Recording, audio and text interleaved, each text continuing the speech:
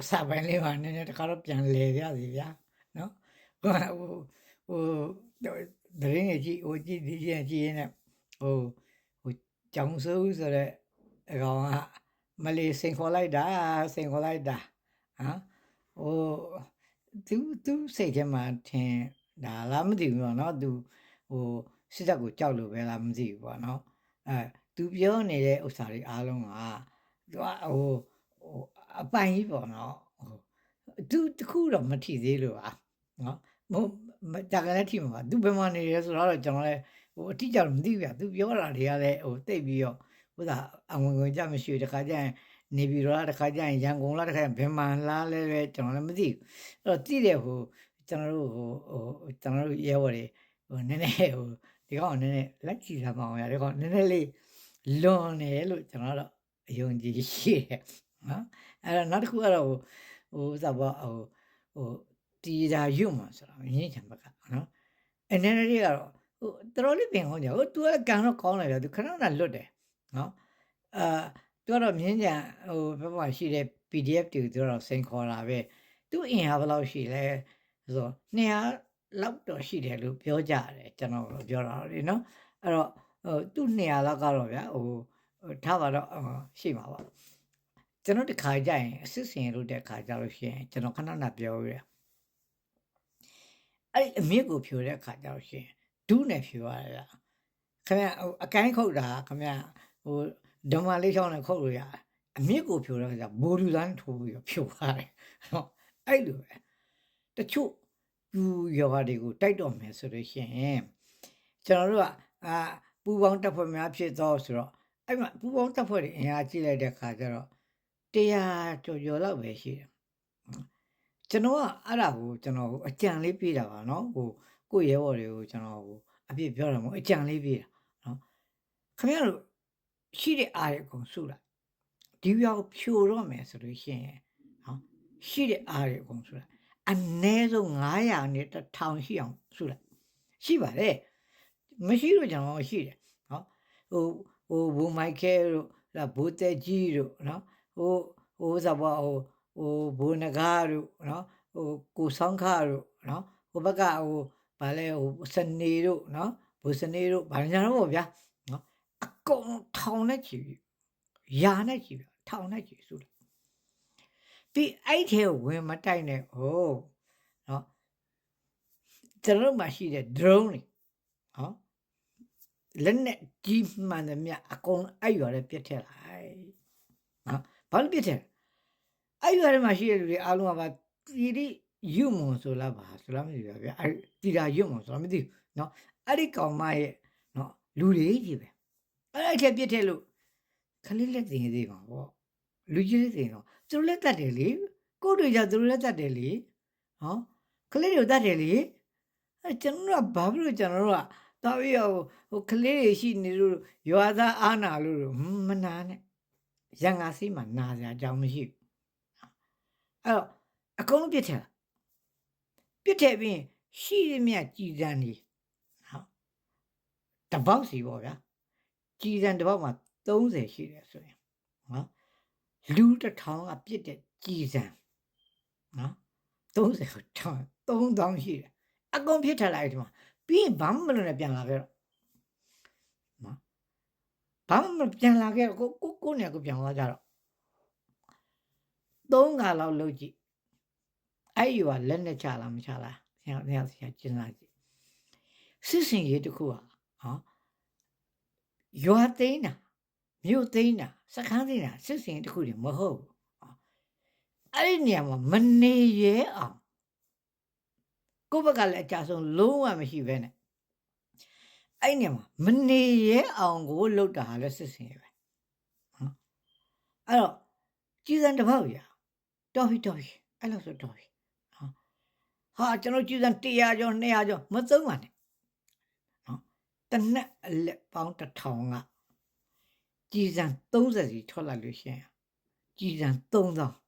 စစ်စစ်ငင်းကြတော့ကြည်သွားအောင်မယ်ရှေ့မှာလဲ drop တွေရောဘုံတွေရောရှိမြလက်နဲ့ကြီးနဲ့ထည့်ထားပြီးသားဖြစ်တဲ့အတွက်အဲ့ဒီရွာထဲမှာရှိတဲ့လူတွေကိုကျွန်တော်တနာတယ်သို့တော့အဲ့ဒီတီ တီရာယူမဆိုအဲ့ဒါဒီငါပေါက်တို့ရွာတယ်အဲ့လိုလုပ်လိုက်ဆိုရှင်စစ်စင်တစ်ခုပဲလို့အကြံဉာဏ်ပေးတာဟုတ်ကောင်းတယ်မကောင်းတယ်ကျွန်တော်ပြောဒါအောက်ခြေဆိုတာလေကျွန်တော်အထက်စီရမဟုတ်ဘူးအောက်ခြေဆိုတာအောက်မှာတကယ်လုံနေတဲ့လူတွေကတော့ပိုသိမှာပေါ့ကျွန်တော်တဲ့နော်အဲ့တော့ဘယ်လိုလုံနိုင်လဲဘယ်လိုမလုံနိုင်ဘူးဘယ်လိုဖြစ်နိုင်ဘယ်လိုမဖြစ်နိုင်ဘူးဆိုတာတော့ပို့ပြီးတော့ကျွန်တော်လည်းပိုသိမှာပေါ့ဒါပေမဲ့ကျွန်တော်အကြံဉာဏ်ပေးတာနောက်တစ်ခုကတော့မီဒီယာတွေမှာပြောနေကြတဲ့အခုတခါထပ်ပြီးတော့တက်လာတယ်ဗျဘာတက်လာဆိုတော့တပ်ပါတီဆိုတဲ့ခါကြီးတက်လာနော်တပ်ပါတီဆိုတာကခိုးဘက်လည်းမဟုတ်ဒီဘက်တော့ချီထိုးတဲ့အဖွဲပေါ့ဗျာဆိုရဲဆိုတော့ဘာလဲဆိုရှင်ဘာကောမလဲချန်စီယိုနှစ်ဖက်ခွနေတဲ့အဖွဲလို့ဆိုလို့မလားမသိဘူးကျွန်တော်လည်း NUG မဟုတ်ဗျာ NLD ပါတီဝင်လည်းမဟုတ်ဗျာအခုလက်ရှိတော်လိုင်းထဲမှာလဲကျွန်တော်ကတခါတရံတာထိုင်းနိုင်ငံကိုဆင်းရောမဲဆောက်ဆင်းပြီးတော့တခါကျရင်အိန္ဒိယဘက်ကလူတွေနဲ့ကျွန်တော်စကားပြောတာတော့ပဲရှိတယ်ကျွန်တော်ကိုယ်တိုင်တော့ဝင်မပါနိုင်ဘူးသို့သောကျွန်တော်ပြောနေတဲ့အထဲမှာက NUG ဝေဖန်တာလည်းပါတယ်ဝေဖန်တဲ့အပြင်ကိုဘာလုပ်တင်လဲဆိုတာလည်းကျွန်တော်ပြောတယ်နော်လုပ်နိုင်တဲ့အခြေခံတွေကိုလည်းကျွန်တော်ပြောပြတယ်အဲ့တော့တချို့တွေကကျွန်တော်တို့အဲ့လိုဘေးကပြောတဲ့လူတပ်ပါတီတို့များထင်နေကြတာတော့မသိဘူးเนาะတချို့ပေါ့เนาะအများကြီးတော့မဟုတ်ပါဘူးကျွန်တော်ဗီဒီယိုကြည့်တဲ့လူကလည်းနည်းနည်းလေးဆိုတော့ကျွန်တော်တို့တပ်ပါတီတို့ဆိုဆွဲမှာမဟုတ်ပါဘူးဒါပေမဲ့သူတို့ကဥစားပေါ့ reaction လုပ်နေတာအဲ့လိုဝူဝါလုပ်တဲ့လူတွေကိုဆိုတော့ reaction လုပ်နေတာကျွန်တော်တို့ဝူဝါလုပ်စရာအကြောင်းလည်းမရှိဘူးဘာဖြစ်လို့ဆိုရှင်ကျွန်တော်ပုံမှန်ပဲပြောမှာတော်လည်းတွေ့ကြုံလည်းရှိနေပြီအတက်ရွယ်တွေ့ကြုံလည်းရှိနေပြီနော်ဒီနိုင်ငံတကာအတွေ့အကြုံလည်းရှိပြီးနေပြီဘယ်ဗျာခင်ဗျ1989ဦးလောက်တည်းစပြီးတော့နိုင်ငံတကာမှာနေနေတဲ့လူပဲဥစားမစီပဲနေမလားနောက်တစ်ခုကတော့တကယ်ဘာလဲစစ်အခြေခံတွေကိုနော် viewer တွေကို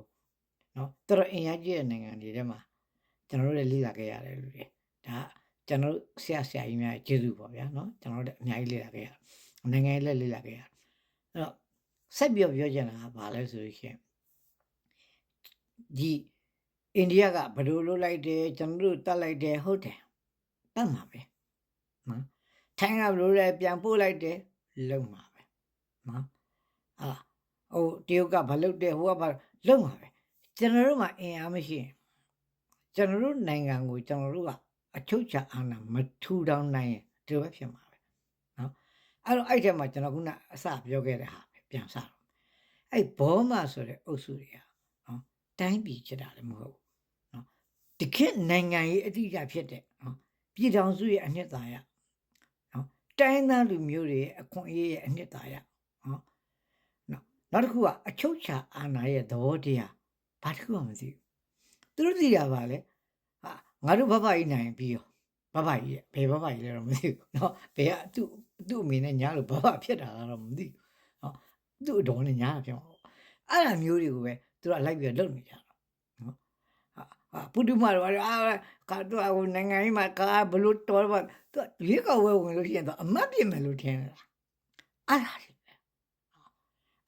ပြည်သူလူထုရလဲနားလည်းဖို့လိုအပ်တာအဲ့လိုလူမျိုးဟာတွေကိုခင်ဗျားတို့နားထောင်ပြောဟုတ်မှာပဲလို့ဒီလူတော့ဖြစ်မှာပဲလို့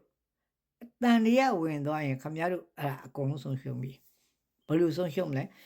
ခင်ဗျားတို့ဘောကတတ်မဟုတ်ဘူးခင်ဗျားတို့သားစဉ်မြေဆက်စစ်အာဏာရှင်လက်ကိုပြန်ရောက်သွားလိမ့်မယ်နော်အဲ့ရောက်ရင်အခုလိုပဲခံရမှာပဲနော်ကျွန်တော်တို့နှစ်ပေါင်းများစွာခံလာခဲ့ရပြီဖြစ်တဲ့စစ်အာဏာရှင်စနစ်မကြိုက်ကျွန်တော်ဒီမိုကရေစီကိုကြိုက်ဒါပဲခင်ဗျားတို့ကတော့အဲ့စစ်အာဏာရှင်စနစ်အောက်ထဲမှာပဲအနေကျနေတော့အေးပေါ့ဒီလိုဖြစ်ရင်လည်းဖြစ်မှာပေါ့ဒါပေမဲ့ကိုသားသမီးတွေကိုမြေးမြစ်တွေရဲ့နောင်ရေးကိုကြည့်မယ်ဆိုရင်နော်ခင်ဗျားတို့အဲ့အကျင့်တွေကိုပြင်လိုက်ကြပါတော့နော်ကျွန်တော် NUG မှာလည်းကျွန်တော်တခုတော့ထပ်ပြီးတော့လောက်လေအကြံဉာဏ်ပေးနေတာကအဲ့လိုဥစ္စာတွေကိုနော် radio NUG တွေတော့ဒီသတင်းတွေလျှောက်တင်မယ်ဆိုတော့သူကတင်းနေလေကိုကဘာတင်ရမှာလဲဆိုရင်အဲ့လိုတခါလေpropaganda တွေကိုနော်တင်နန်းတွေကိုတင်ပေးရမယ်လို့ကျွန်တော်အယူဆရှိပါတယ်နော် အားလုံးကျေးဇူးတင်ပါတယ်မြတ်တမ်း